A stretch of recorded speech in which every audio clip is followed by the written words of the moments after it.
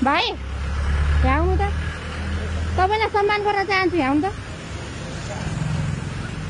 यहाँ आउनु न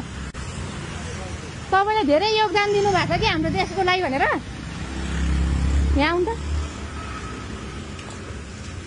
तपाईँलाई सम्मान गर्न चाहन्छु म हाम्रो संस्थाबाट गुट्खा खाएर कहाँ फाल्नुभयो खोल खाएर कहाँ फाल्नुभयो गुट्खाको खोल खोइ ऊ त्यो कसको त्यो थाहा छैन भर्खर खुट्टा फालेको थाहा छैन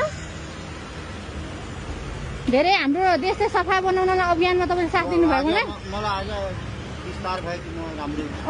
ल नागरिक हुनुहुँदैछ सफा नागरिक हुनुहुँदैछ ल थ्याङ्क यू यहाँ छेउ समात्नुहोस् थ्याङ्क यू तपाईँलाई थ्याङ्क यू हो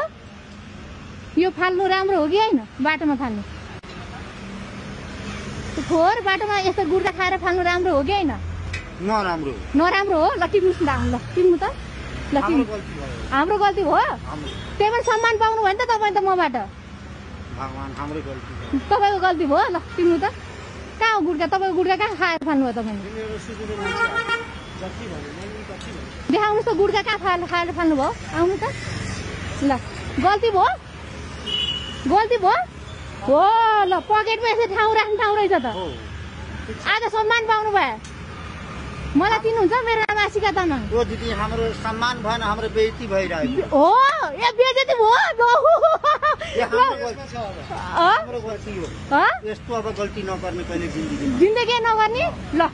कसम खाऊ तर यो राख्नु घरमा ल्याएर राख्नु पास सिक्नु भयो नि तपाईँले होइन ल ल धन्यवाद